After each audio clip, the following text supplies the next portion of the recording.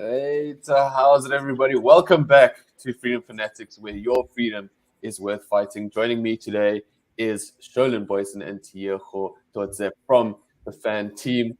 Today, we're going to jump into, for a change, a good news story. And this definitely touches on your freedom to earn as well as your freedom to learn. Now, the story comes out of Gauteng, from originally starting out in Soweto. But I'm going to play a little short documentary put together by News 24. So I don't need to go into too much. I'll let the visuals do the talking. So let's see what the silver lining is all about.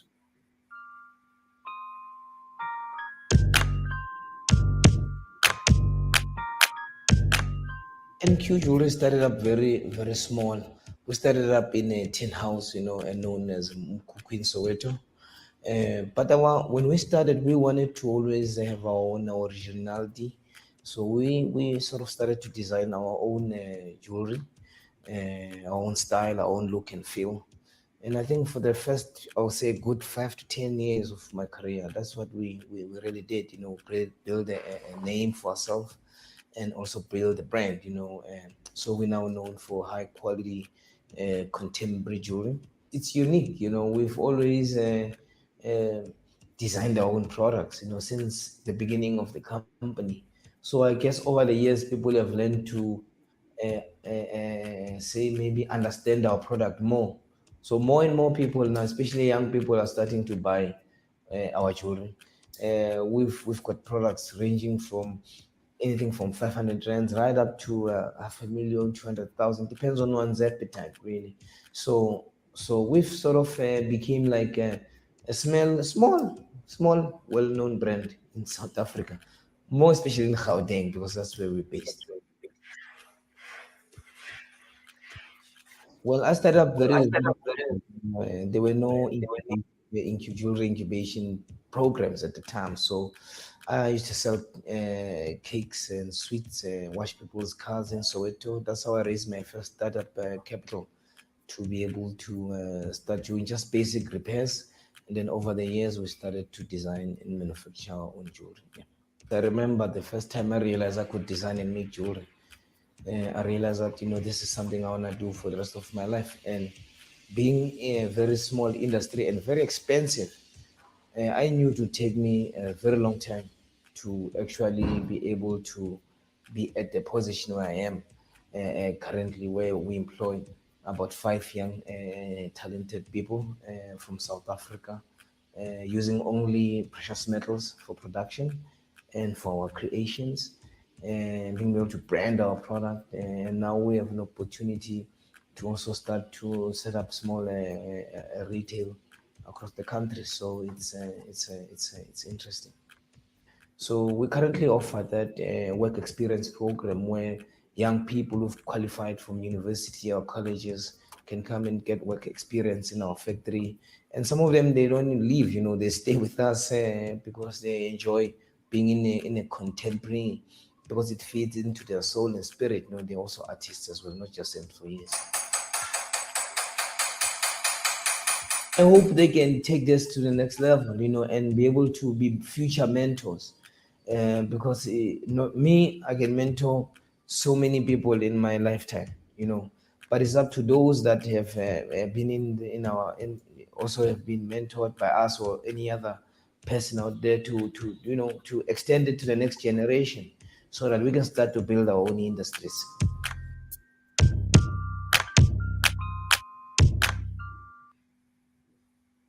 Alrighty, awesome.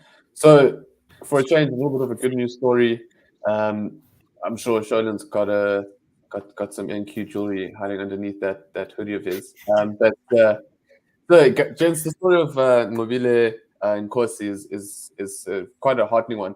I think let's start off with just the sort of the environment with which he began his journey, and maybe what young people can take from his journey. So Tioko, I mean, he started, he says he started selling sweets, essentially starting selling stuff out of the boot of his car, as in a phrase. What as a young person, I mean, opportunities are everywhere, aren't they? Opportunities are everywhere.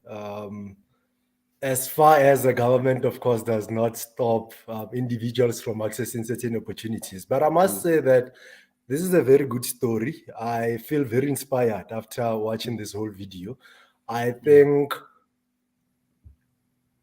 the man is what many of us should aspire to become, right?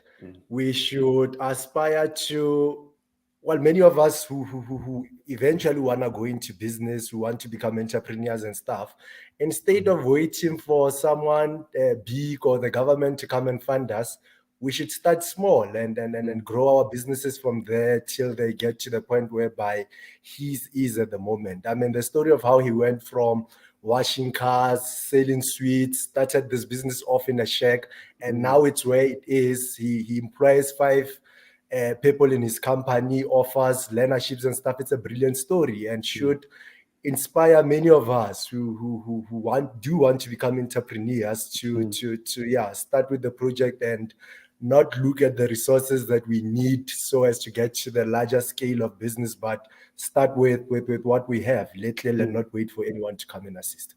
100%. And I think, Sholin, the thing here is that, it really is just the free market at play, where you let people, individuals, get ahead and identify issues and opportunities in their communities. And, you wouldn't necessarily off the bat think like, oh, there's a market for high-end jewelry hailing from a township. So I think, here he doesn't get a leg up from BEE or anything like that. He's just a man with an idea who saw an opportunity. And I mean, it's been 15 years since he started his journey. So, I mean, what's from a policy level here, if we were to show, if we were talking to Cyril right now, what kind of things would we be telling him to sort of take this example and try and spread it across the country? Yeah, absolutely. Mr. Nkosi, I think he's a perfect example of what a leader is, because, I mean, his story is what the South African dream is actually all about, making use of what you have, where you're at, without any excuses. And his story is inspiring, I think, because, like, despite the odds and many excuses he could have had, he still has become a well-established entrepreneur, actually employing other people now, giving other people opportunities and practical, next steps for him to actually get involved in the industry. That somebody from Soweto selling diamonds, being so productive. That's the story we should highlight when we actually promote this country. That despite all the red tape and regulations that he has to jump over and under, he's still making it work without any handouts, which is something I love that Diego mentioned, is that he wasn't waiting for any hands out to be given to him. He pulled up his bootstraps and he did it despite the difficulty and the difficulty of a labor market, that is so stringent and is such a burden on entrepreneurs.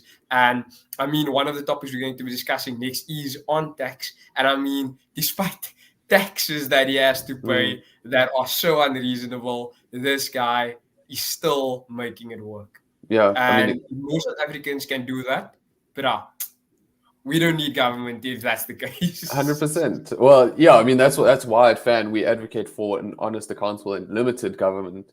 And that's how it leaks into things like your ability and your freedom to earn. I think, Tioko, the one thing that struck me is that he started with experience. He was solving a problem in his community, got a client base, he built up capital. And as time went, he did qualifications, he did courses in business management and that kind of thing. So I think there's definitely an opportunity here for South Africans to take heart in that if the government can get out the way, we can get these kind of institutions going. We don't have to put such a huge emphasis on things like an academic degree. And as he shows through his incubation program, he even said there weren't any incubation programs for him, but now he is creating the skills that are being transferred. Surely that's something we can scale up. Absolutely. I do think, though, that we of course can't do away with the government entirely. What we need is really a small government, as opposed to this one that we currently have. Of course, you do need a government that's there to protect citizens, ensure that civilians are safe in the country, to ensure that contracts between citizens are upheld, contracts, social contracts and stuff of that nature. But I do entirely agree with you that it's something we really should look at to nature people's talents, nature people's skills, and ensure that everyone becomes the best version of themselves and finds themselves. And yeah, when people become the best versions of themselves, not based on what color they are, what gender they are, but the best visions of who they are as individuals, then you get this out of such a situation. People get to discover their talents, what they are brilliant at, and you end up with products like this one. And that's what we should be promoting as a country, for people to focus on their talents and skills, regardless of skill, color, and stuff, and excel in that way. Definitely. I think the thing for me, it just, and then I'll let you have a final word here, Sholin, is, here we've got a latest unemployment stats, youth unemployment stats, to hearing 75-76%. Here he's employing 5 people. They will have families that they will need to look after, or they've probably got family members that they already do need to look after, even at such a young age. And it's just such a good opportunity for them, despite whatever he might be paying them at this stage. They have a foot in the door, and once you have a foot in the door, you can get one onto the ladder and climb that to really just self-fulfillment and dignity. So any concluding thoughts from your side, Sholin? Yeah, and I was just going to mention that what I like about this example of him is that there's a practical element to what he's trying to pass on to the next generation, to youth.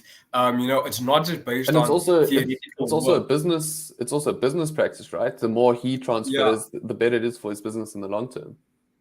Exactly, Yeah. that's very true, and that's why that should actually be encouraged. Like many businesses, small businesses, whether it's corporations, medium businesses, actually need to be incentivized to take an action like he is, where you actually offer learnerships, practical work experience, even for those who do not have 10 years working experience or multiple PhDs, but actually telling them, come with what you have. Do you have a willingness to work?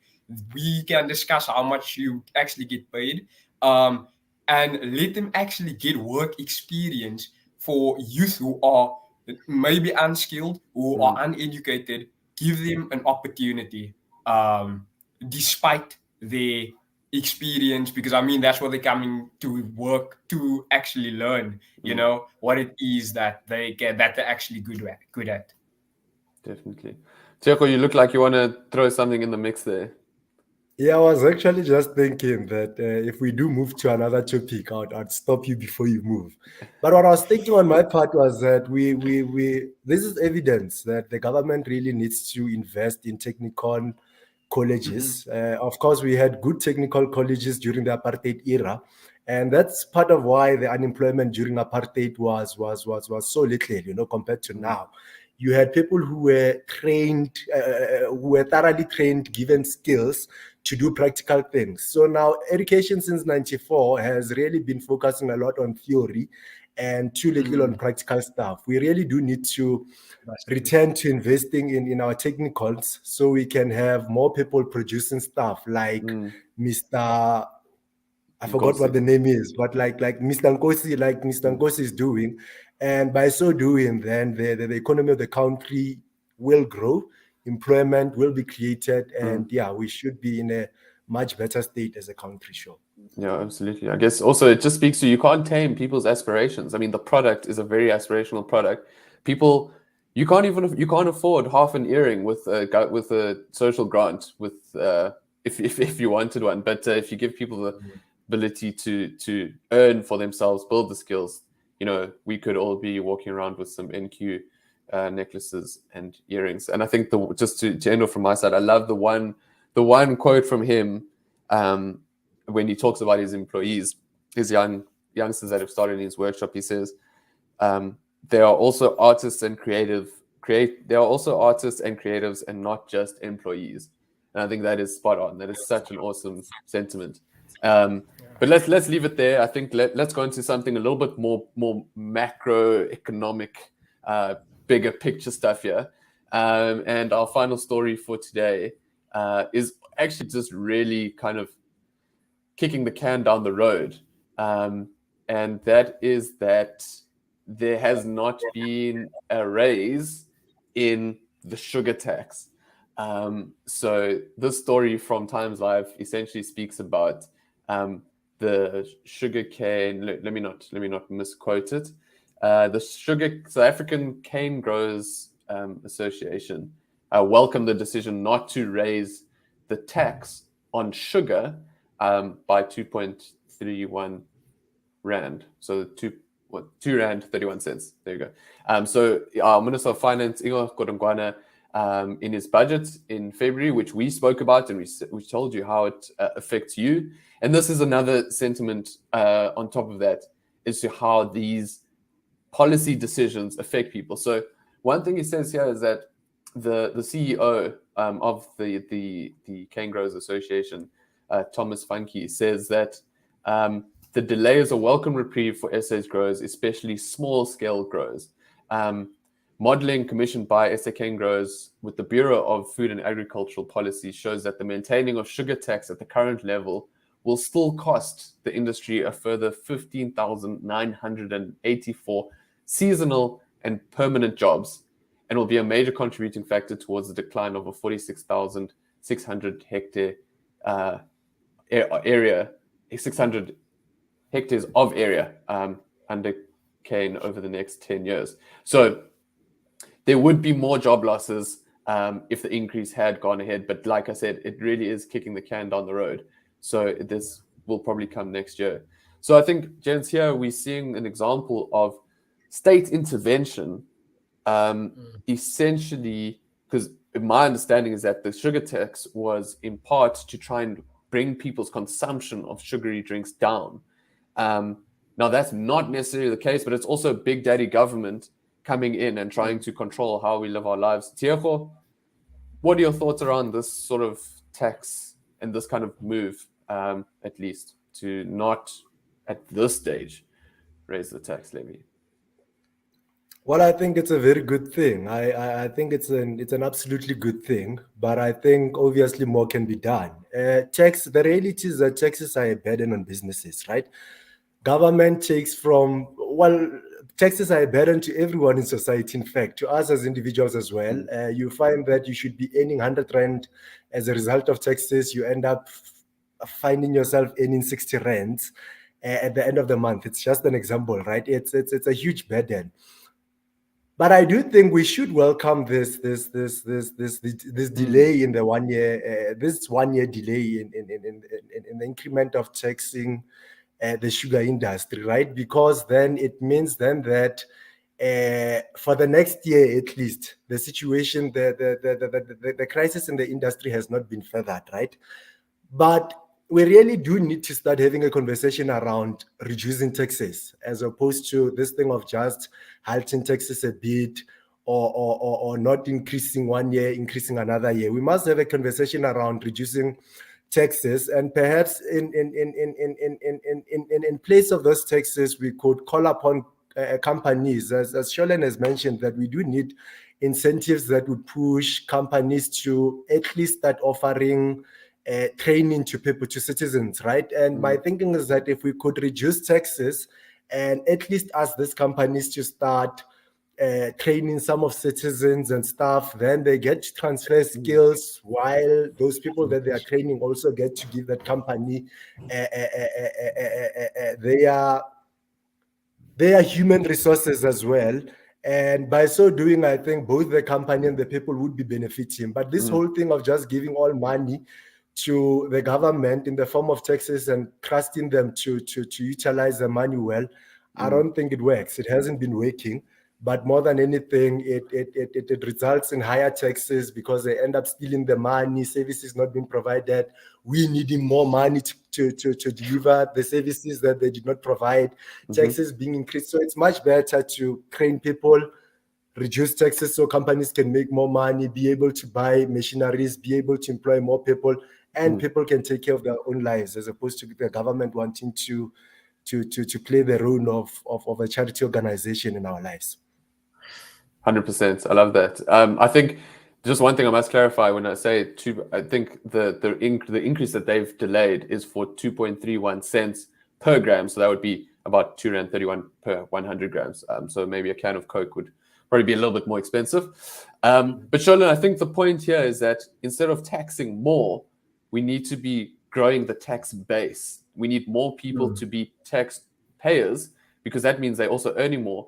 And then that comes back to an accountability thing, because then, the way the economy works, if we can get more money into the government's sort of expenditure sort of budget, then and we can get them to spend it honestly, then for these sugarcane growers, the government can, instead of make it more difficult for them to earn money, they can spend things on like access to irrigation, roads, infrastructure, communication lines, protecting truck drivers on our highways. So yeah, what are your thoughts on the story, Sean? Yeah, absolutely. It's a good thing, firstly, that they didn't raise the taxes on sugar. And Alex, correct me if I'm wrong, but in the article, they actually mentioned that if the sugar tax was increased, it would cost SA actually more than 15,000, 16,000 jobs, instead of creating any jobs. And I mean, taxing people for everything is not the solution. Even just was last week, SARS actually announced that they collected more than 1 trillion in taxes for the fiscal year. And yet we have seen that the country displays record levels of unemployment, dangerous incidents of civil unrest. And while the government is taking a lot of money from people, it's not really translating that people are actually experiencing better conditions as they live, because essentially the people are everything is rising, but everything is rising except salaries, essentially. And that is not a good sight for South Africa. And I mean, the tax burden in South Africa is one of the highest taxed countries in the world. And that's not a sustainable situation to have. Because I mean, as you say, the government is funded by our taxes, as the Hugo likes to remind us, and they actually require us to be working, to be productive, in order to actually fund the services that they are limited services that they are supposed to provide us with. And when you are taxing people into oblivion, how are people actually able to breathe and actually to spend money the way they choose to? Because I mean, if you're going to be taxing people really highly, that's actually a coercive method of getting funds to fund the government, because you're doing it by force and people are not really being given a choice. And one thing that I would also suggest is that companies or entrepreneurs, small businesses, are actually given tax breaks if they can actually show that, look, this is how we are actually empowering youth and young people in our communities, by giving them learnerships, by giving them internships to actually gain practical experience and gain skills. And if I promise you that step alone would literally revolutionize the way we are doing business in this country. And I mean, it's not a silver bullet, but it would go a long way. Yeah, I think that the gist is that there's no silver bullets, but a lot of the kind of ideas that we put forward here are not rocket science. Often it really is just the government just taking a step back and letting people get themselves ahead. Tieko, final thoughts before we jump into burning questions with Nqobile. Final thoughts. Helen Zille has said on Twitter, this must have been 2 or so years ago, that if the situation in South Africa continues to go the way it is going, she would call for a national tax revolt. Now, I personally think that that's a call out I'd probably support, given that taxes are really high in this country. They are affecting employment. Unemployment keeps on going up, partially because companies cannot afford to keep employees within their ranks. But what the government could do is to reduce taxes, so companies have more of their income remaining with them, and they can create jobs and stuff. So I think if Zile does make such a call in future, I'll be one of the first people at the forefront. Although I do think it will be one of the hardest things to do, because the tax system is controlled by the government, right?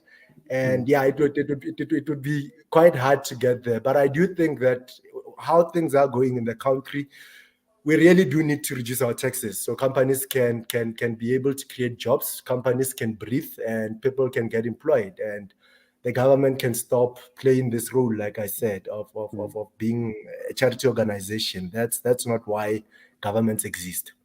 100%. Gents, thank you so much. And I think before I hand over to our esteemed colleague Nqobile, I just want to share another good news story. This one is something that I think we're all probably quite proud of. It's not typical fan content, but I just want to share this photo with us. This happened over the weekend. DJ Black Coffee got himself a Grammy, making South Africa proud. And, it just goes to show it doesn't matter what's cutting here. You can still live out your dreams and scoop the biggest awards in the world. So on that note, guys, remember to follow us at Badger of Liberty.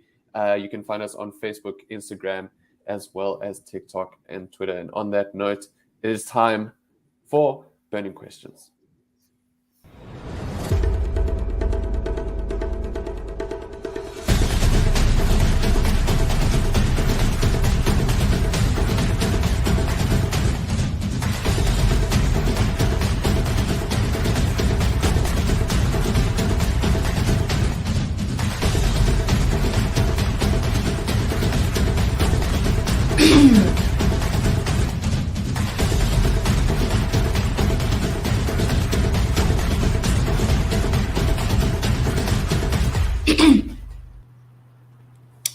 Hello and welcome to another episode of #Burning Questions. Hi, Alex. Hi, Sholan. Hi, Diego. Bye, Bali.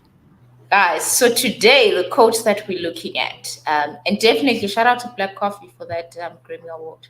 It inspires me. When I grow up, I want to be like Black Coffee and Nelson Mandela, because the quote that we're reading today comes from Nelson Mandela, and it reads, "It is not our diversity which divides us.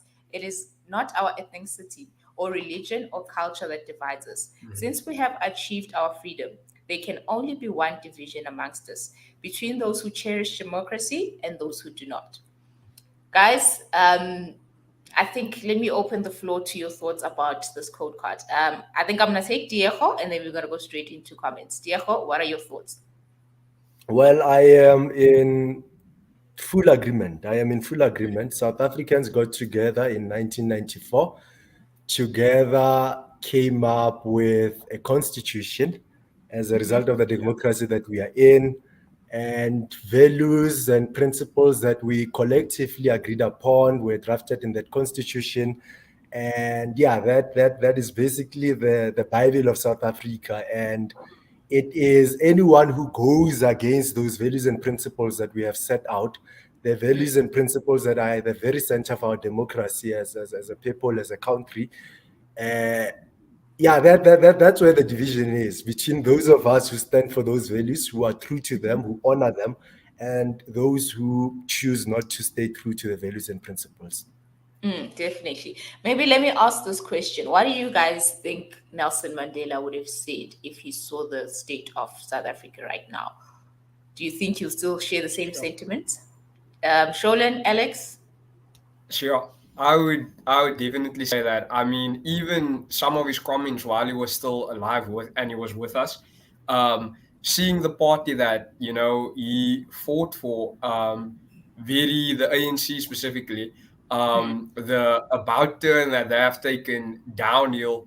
He has expressed his disappointment many a times, and that's why I think he would have been like, we might have achieved our freedom in 1994, but we need to keep fighting for it for as long as possible, and never rest on that side of the front. But nonetheless, it's absolutely true. Absolutely true. Okay, let's go to Alex. You have And one anything to slight, add? one Okay. slight correction before you move forward. South Africans came together in 93 and 91, 92, 93, moving towards 96, actually, coming up with that constitution, not just in 94. That's a small clarity I need to make. Okay, Alex, anything before we go to the first comment? No, jump into it. I'll throw in some comments thereafter. All right, so this comment comes from Brian, and he says, "Oh, there's a lot of exclamation marks, a lot of question marks. We feel your pain, sir." He goes, freedom way, democracy way, Haibo. All I see is delusion, not division. And then there's a lot of emojis there that express his anger and his unhappiness. Alex? Yeah, I mean, I guess like was just mentioned that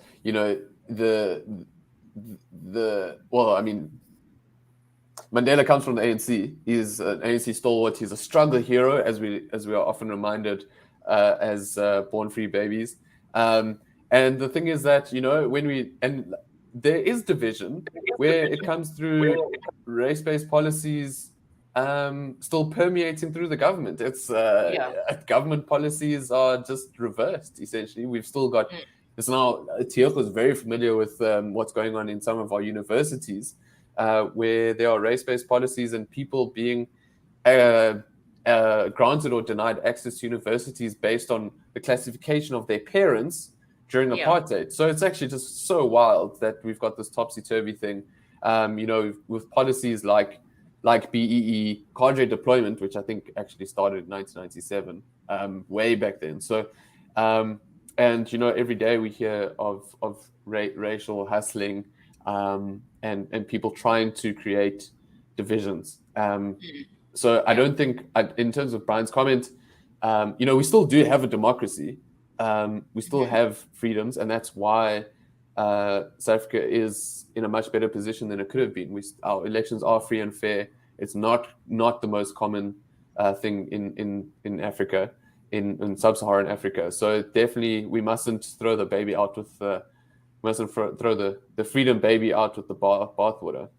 Yeah, definitely. Sholin, any comment? No, I was going to say I agree with Alex, for sure, because I mean, yes, we have a lot of problems. We have a lot of reasons to be critical and so forth, but we are in democracy nonetheless. And I mean, if this country could have survived the apartheid government, I promise you, we're going to survive the ANC government. And that's why I don't know. maybe not. But can I just add, though, the one thing is that in terms of democracy, the one struggle we do have is actually getting people to feel empowered by that democracy. Sure. So when you think about how many people are eligible to vote but don't, more people don't vote than vote for the ANC. So if someone watching this who doesn't vote can feel inspired to vote, then we are one step closer to defending the democracy that Brian is so, and rightly so, scared of losing. Yeah, definitely. That's facts. That is true. Let's go to the second comment. And this second comment, I think most of you guys have mentioned it. The same party who Mandela has appointed, they're missing the philosophy and the ideology, and then he goes ... Is this true? This is a trick question. Are they missing the whole thing? Alex, I'll start with you. No, the problem is that they are seeing through the ideology to a T. The ANC is a socialist communist organization. They're in a tripartite alliance. I'm not. Maybe Tioko can correct me on how that arrangement was formed back in the 90s. But they've got the trade unions who they have to appease. they in bed with the Communist Party. And some of our ministers are literally from the Communist Party itself. Bladen Nzimande is one. Ronald Lamola, I think, is another one. But they devout. The problem is that they are ideologues, and they don't believe in the free market. They don't believe in the freedom of the individual, actually. And throwing in on top of that, we've got policies that allow them to enrich themselves rather than the people. Definitely. Mr. Diego? You seem to be deep in thought, sir. Please don't mind. We are open people.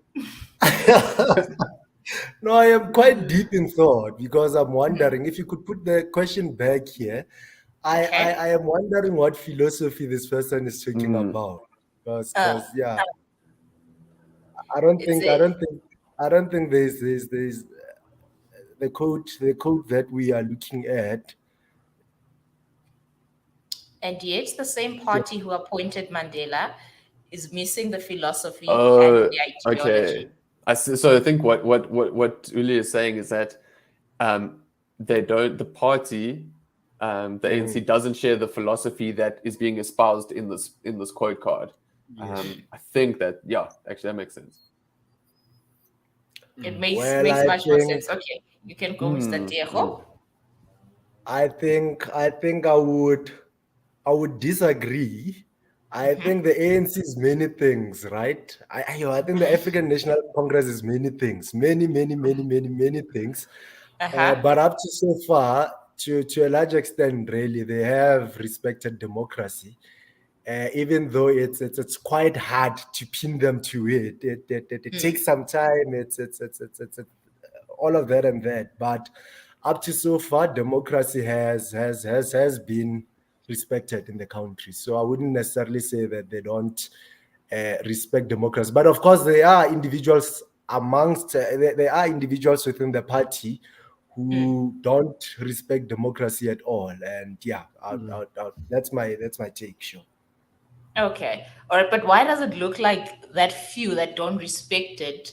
It's the whole ANC's brand. Now it looks like the whole ANC. They're not doing the things that need to be done. Sure. I think that's a very complex one. Let's pass it on to Sholen.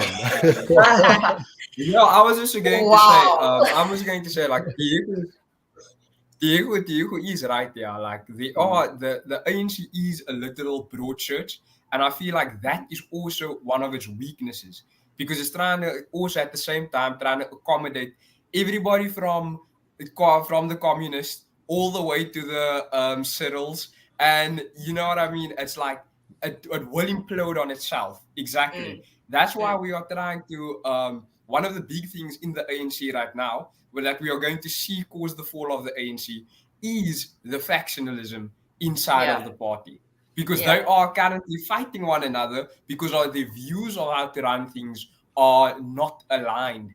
And that's probably where the biggest political battle is taking place in South Africa right now. And I mean, like, one thing we shouldn't also do is that to say that, like, we need a new ANC. We need an ANC a bit different. The ANC is the ANC. We don't need the ANC at all. I was actually about to ask. I was going to say, must die. Real death. It must die. Exactly. They are going to take such a big L. Guys, we don't need a different ANC. Chances. People need second chances. Mbali, Lippers don't change the not devil's advocate. No, devil's advocate. They've had more than enough chances, in my opinion. Yeah. You think so? I think No, I was just going to say, Sholen, I think that's the point, and it speaks to the fact that we need people to vote. It's like, okay, Mandela was the leader of the party and the country at a time when this sentiment was the order of the day. The country really did improve until 2004. People got electricity, people got housing, people got access to water and sanitation. That doesn't ring true anymore. And then it's time to ring in the changes. It doesn't matter who you vote for or what you vote for, as long as the policies resonate with you. And put your money where your mouth is, but just go to the polls and say something. Yes, and I would also even add, I know we're running out of time, but I also want to add the part in Mandela's quote where he says, like, the division amongst us is against those that who believe in democracy and those who do not. I believe that's actually very true right now in South Africa, especially as we go into coalition party politics, because then the division is going to be split up, and it already is split up into those who believe in things like property rights, free market, freedom, overall, and those who believe that we need more state control, we need more, we need higher taxes, we need more failing state-owned entities, we need more BEE, and that's where the division is lying. And each and every South African, whether we like it or not, is going to have to make the choice. If you want more freedom, or if you need more and bigger failing government, that's exactly where the lines are drawn. And that's why I think Mandela himself was actually even foreshadowing something way ahead of his time than he might have even realized. Yeah, no, definitely. But guys, I'm still on the ANC chat, you know. Topic for another day. Yes. I think, sure. Definitely topic for another day. But do we have a party that, as we said, the ANC wasn't completely horrible, wasn't completely, you know, terrible. Do we have a party that can replace ANC? Yes. Well, if I could, Sheldon can. Are we jump in allowed first. to say who it is? But okay, Sheldon, let's go. I wouldn't say my preference, but what I would say is that we have a coalition of parties who know how to govern, and they've shown it at local municipalities. We have a coalition of governments that can do things that does not include the ANC. So it can be done. See, ANC, I tried fighting for you. I really tried. Mr. Diego? If I could just jump in, I think I've made up my mind around the question that was asked whether the ANC respects democracy or not. I think they do respect democracy. I think the only thing is that they at times abuse it, right? And at times exploit it. For example, Jacob Zuma, his ANC coming to government, and one of the things that he does, because now he is the president of the country, elected democratically, so he gets in there and deliberately weakens state-owned companies, institutions that are meant to be holding people to account and stuff. So I do think up to so far, we haven't seen them doing away with democracy internally within the party as well. Every 5 years, they have their Congress, people are elected by the majority and so on and forth. The only thing is that here and there, they exploit it and they abuse it and use it to their own benefit. But yeah, we do have democracy, and they have respected democracy up to so far, except they exploit it. Yeah. Bali, can I just add on to your initial question there, is that it's not about, the thing is, it's kind of like, you know, some people like stock sweets, some people like knickknacks, some people like ghetto snacks. But you know what I mean? Like if you, it's all about competition. If you don't hold, if a party doesn't feel like they're at any risk of losing, they're not going to change. So if you find a party that, you know, defends property rights, that's important to you, that can be something that is your focus. You can go and read their policies, see what they say.